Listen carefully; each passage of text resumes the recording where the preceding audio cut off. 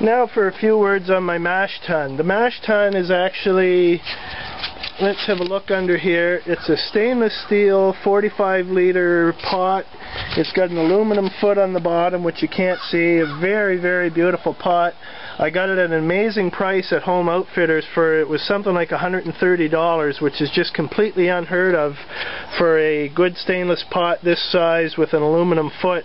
Just perfect for brewing. I took it out to a welder and I helped him weld in some fittings. I've got a 1/2-inch coupling here, which I connect my spigot to, standard ball valve, a full flow ball valve on there, and a quick connect on the end of that. And then there's another 1/2-inch coupling welded in here, and I've got my thermometer mounted in there. It's a thermometer that I bought online.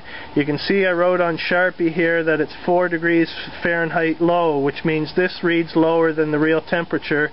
I've got a really accurate digital thermometer that I calibrate it with, and the calibration tends to change from year to year, so I changed the writing on the front to remind me what the calibration is. Inside the mash tun we can see another tea that's almost identical to the one in the kettle, and we'll explain more about this. It basically works as a filter, but I'll explain more about it when I'm brewing. And I've got copper in this one. I built this myself. Attaches back into the coupling there, and here's the long probe on the thermometer. Comes out to roughly the middle of the kettle and reads the temperature. I've got it set so that it's maybe 6 inches off the bottom, and it gives me a good reading from the middle of the mash when this is filled up with my mash. Oh yes, and of course, why is it all hulled in blue? Well, the thing about a mash tun is that it's supposed to hold a mash at a constant temperature for about 90 minutes.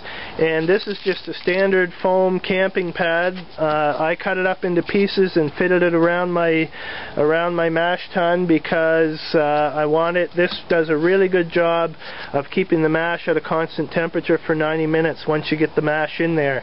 In fact, I've also used this as a beer cooler, and I've put ice in this on a Friday night, and the beer is still cold on Sunday morning. That's how well it holds the temperature. And the temperature is still on the rise. We are 47 degrees Fahrenheit now, and on the rise still. The kettle is full of water.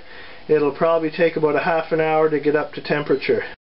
Okay, let's have a look at my mill and my scale.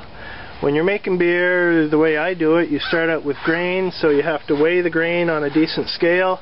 I have this one calibrated so that, let me see, I'll get that mill off of there, so that with a bucket on top, a standard brewing bucket, it comes out to 0, and then I fill up the bucket with the amount of grain that I want. I typically use 10 kilos of grain, which is about 22 pounds, and that gives me about 45 liters of beer in the end. We grind the grain, and we will show this in full detail at a later point, in a mill. This is a mill called the Barley Crusher. I don't mind advertising for them because it's a very good mill, made in the US, very high quality mill. I've had it for about 9 years now, and it's served me extremely well. The mill comes on this base. I screwed a couple of boards onto it to fit better over my bucket. You can see that I have 3 nubs that I screwed onto the bottom of the boards. One right here in front and 2 like it back there. This allows it to fit nicely right into the bucket without slipping around, because I'm normally doing this by myself. You can see it did come with a hand crank, but that's for chumps. I use an electric drill for powering mine, which we will see before too long. We look inside, and there's 2 parallel rollers that are knurled. You may not be able to see the knurl very well. You can see the danger warning to keep your hands out of there. I wouldn't want to have my hand in there while that was turning. The roller mill is extremely important in brewing beer. There's more information on my website, and I'll get into that in more detail when we're actually brewing. Okay, another important part of my brewery is my pump. You, strictly speaking, don't need a pump for brewing beer this way, but it sure as heck does make life a lot easier. This is a popular pump used in home brewing. It's a March 809 model made by March Pumps in the US. The particular model I have is the 809BR, which means it's got a bronze head on it. This part here is the head. That's where the actual pumping takes place. The important thing for home brewing is that the pump be food grade, obviously. In this case, the March pumps are magnetically coupled, it's called, which means that the motor here does not actually extend into the head chamber. There's actually a magnet in this part that drives the impeller in here that is just simply driven by the magnet. So the moving parts from the motor, and in particular the grease from the motor, does not come in contact with your water or your wort. You can see that on the end here, this is on the inlet side.